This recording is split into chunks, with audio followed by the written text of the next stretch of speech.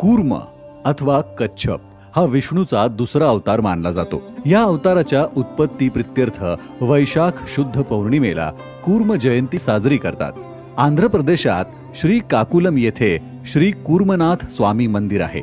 आपल्याकडे विविध पुराणांमधून संतांच्या रचनांमधून कूर्मावताराचे उल्लेख आढळतात. संत तुकाराम महाराजांनी आपल्या एका अभंगात म्हटलंय, आम्हासाठी अवतार मत्स्य कूर्मादी सुकर, मोहे धावे घाली पान्हा, नाव घेता पंढरीनाथा. या कूर्मावतार उत्पत्तीची कथा सांगताना असे सांगतात, एकदा देवांचा राजा इंद्रावर प्रसन्न होऊन दुर्वास मुनींनी आपल्या गळ्यातील दिव्य फुलांची माला त्याला दिली. हत्तीवर आरूढ असणाऱ्या इंद्राने ती माळ हत्तीच्या डोक्यावर ठेवली असता ती खाली पडून हत्तीच्या पायाखाली तुडवली गेली. दुर्वास मुनींनी हा अपमान मानून इंद्राला तुझं वैभव नष्ट होईल असा श्राप दिला. श्री लक्ष्मी पण इंद्राला सोडून गेली. देव शक्तिहीन आणि निष्प्रभ झाले. असुरांसमोर देव तेजोहीन झाले. शेवटी इंद्रासह सर्व देव विष्णूला शरण गेले. श्री विष्णूंनी सांगितलं, क्षीरसागराचं मंथन करून अमृत प्राप्त करून त्याचं प्राशन केल्यास सूर गण प्रभावी ठरतील. या समुद्र मंथनात गोड बोलून दैत्यांनाही सामील करून घेण्यास सांगितलं. या प्रसंगी देवांनी मंदराचल पर्वत उपटून त्याची रवी बनवली. वासुकी नावाच्या नागाची दोरी करून त्याला वेढलं. देवतांनी शेपटाकडील भागाकडून पकडलं तर असुरांनी तोंडाकडील भागाला पकडलं. देव आणि असुर समुद्र मंथन करू लागले. पाण्यामध्ये घन पदार्थ बुडतोच. या शास्त्रीय नियमानुसार मंदराचल पर्वत खोल खोल जाऊ लागला तेव्हा श्री विष्णूने कूर्माचं रूप घेऊन सागराच्या तळाशी बसून आपल्या टणक कवचासारख्या पाठीवर बुडणारा मंदराचल पर्वत सावरला. समुद्रमंथन पूर्ण होऊन त्यातून 14 रत्न प्राप्त झाली. त्यात सर्वात शेवटी धन्वंतरी हातात अमृत कलश घेऊन प्रकट झाले. ज्या दिवशी विष्णूंनी कच्छ रूप धारण करून मंदराचल पर्वतास आधार दिला तो दिवस वैशाख पौर्णिमा होता. कूर्मावताराचा विचार केल्यास काही गोष्टी लक्षात येतात. त्या अशा की कूर्माला भारतीय संस्कृतीत अतिशय शुभ मानले जाते. कूर्मास लक्ष्मीचे प्रतीक मानतात.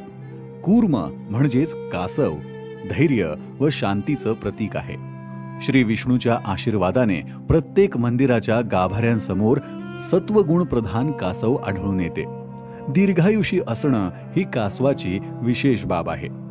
मंदिराच्या गाभाऱ्यासमोरील कासव शरणागत भाव दर्शवते. वात्सल्य भावाचेही ते शिंपण करते. केवळ वात्सल्यपूर्ण नजरेने आपल्या पिलांचे पालन पोषण करणे हा कासवाचा गुणधर्म आहे. उन्हाळा व हिवाळ्यात कासवे दीर्घ निद्रा घेतात.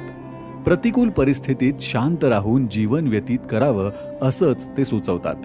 योग्य वेळी कार्यास सुरुवात केली तर ते पूर्ण होते. समुद्रमंथन प्रसंगी कासवाने धीराने मंदराचल पर्वत तोलला म्हणून समुद्रमंथनाचे कार्य सिद्धीस गेले व अमृत प्राप्ती झाली. धीराने व अढळ निश्चयाने कोणतेही काम सिद्धीस जाते म्हणून कूर्म जयंतीचा दिवस कोणत्याही कार्याचा शुभारंभ करण्यासाठी योजतात. वास्तू बांधणीची कामे पण या दिवशी सुरू करतात. प्रलयानंतर श्री विष्णूने घेतलेल्या 10 अवतारांचे उत्क्रांतीच्या म्हणजेच सजीवांची क्रमानुसार उत्पत्ती ह्या दृष्टीने महत्त्व आहे. प्रथम अवतार मत्स्य. सगळीकडे जेव्हा जलमय अवस्था होती तेव्हा निर्माण झाला.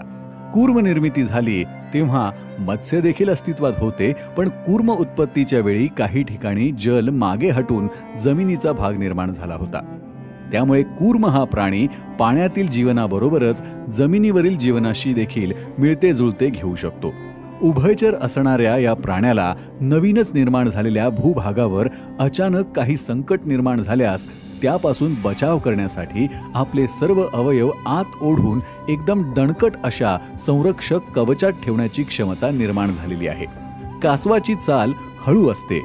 त्याला कूर्मगती हा शब्द नेहमी वापरला जातो.